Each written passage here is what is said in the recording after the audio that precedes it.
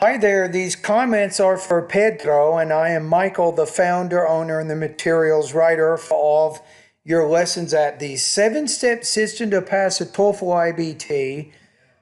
I enrolled you in my online TOEFL course not too long ago, I think a few days ago. So if you're not exactly sure how to get in there, send me a quick email and I will check, make sure everything's good from my end, and then send you back an email.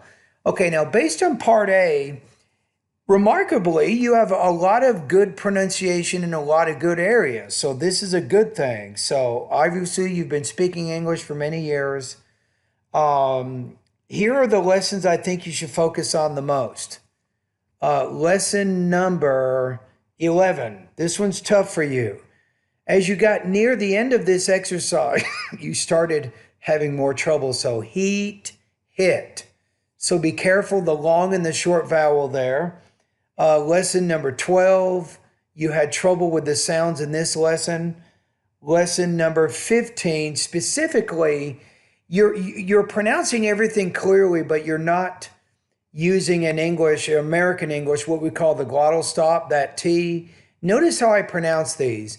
Batman, bitten, important, brightening, hat rack, threatened. That's kind of how you pronounce those. Lesson number 16 was tough, especially that second sound, major, measure, fragile, Fraser. You tend to say Fraser. So you're having trouble with that j. It's kind of like a Z and a J together. Fraser, lesion. Also, lesson number 17, interesting enough. So for some reason, you're not pronouncing the G at the end of the word, right? Cake, keg, sink, sag, or lake, lag. I'm guessing it's probably related to your dialect of Spanish, maybe. You're not used to seeing the G at the end of a word, probably. Okay, lesson number 18, you definitely need to work on this one. Probably a little bit better with the R and the L sounds there. Lesson 19, particularly when the B and the P's at the end of the word. For example, flap, flab, cap, cab, lap, lab. So again, the B is a voiceless consonant, which means it'll make the vowel before it slightly longer than if the P's at the end of the word. Also, lesson number 20, particularly the Z in the middle of the word there, maze, Eliza. So be careful. I think in Spanish, the Z is more of an S sound, so you have to be careful about that when you're speaking English. Also, lesson number 23 and 24, you definitely can work on those sounds. So let me just recap what I said here. So the lessons you want to focus on the most, lesson number 11, 12, 15, 16, 17, 18, 19, 20, 23, and then lesson number 24. Those are the lessons I suggest you focus on the most. You'll notice at the end of these lessons, Pedro, there is a voice recording exercise that you can complete. So I recommend that after you study these recommended lessons, take one of those voice recording exercises and send it to me for evaluation, and I will tell you whether or not you've mastered the sounds in those particular lessons. Okay? And let's continue on. Let's hear how you answered the personal experience questions here in part B. What is your educational background and your work history? Okay. Notice the word, not history, but history. Okay, I have done my philosophical and theological studies, and I also... I would probably say I completed my philosophical and theological studies, not I have done. If you're using have done, that's present perfect, but usually Pedro, when you're talking about an event that has a clear beginning and end in the past, I would probably use a simple past there. So I completed my Getting philosophical and theological studies. in bachelorate or baccalaureate, the We usually just say less complicated. You just say I completed my bachelor's degree. diploma from the University of Northern Spain, Okay. which seat is in Burgos, Spain. I have also went down to Bogota in Colombia I would to say not. receive to If you study said I have theology and also, priestly formation.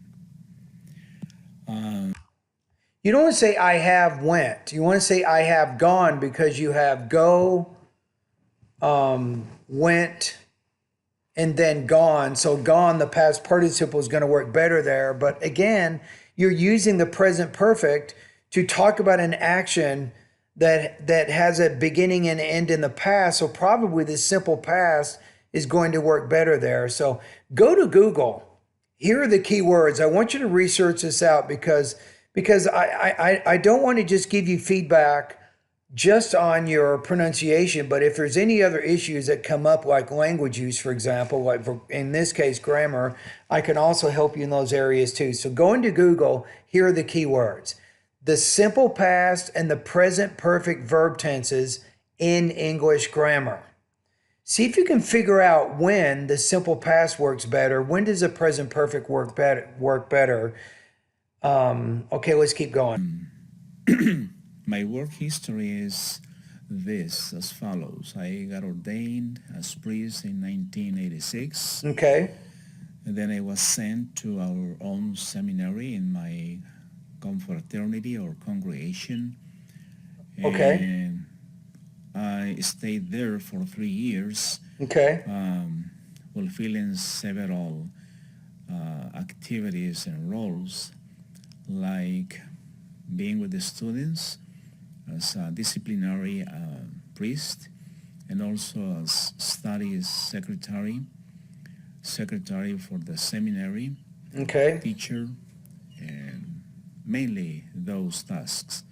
After those 3 years, I was sent to a parish when I became a pastor.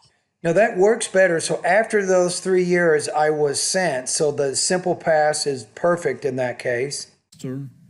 Right away for 2 more years, and then I was sent to Los Angeles without knowing any English. That was a stressful experience for me. I tried to learn English at that time, but I couldn't. I would say I tried learning English at that time, but I couldn't, right? So this is what we're using in this case. It's called a gerund. So if you go to the grammar part of my course, I have a good lesson on gerunds and infinitives. This can also help you with your language use. So I forgot what lesson it is, but go to the third section of my course and study the lesson called gerunds and infinitives. Then I was sent back to Mexico for 2 more years, and I got appointed as rector in our major. Now you said for 2. Remember that 2, it's not a D, but it's a T. You got to pronounce that 2 more years, not for 2 more years, but for 2 more years. Seminary.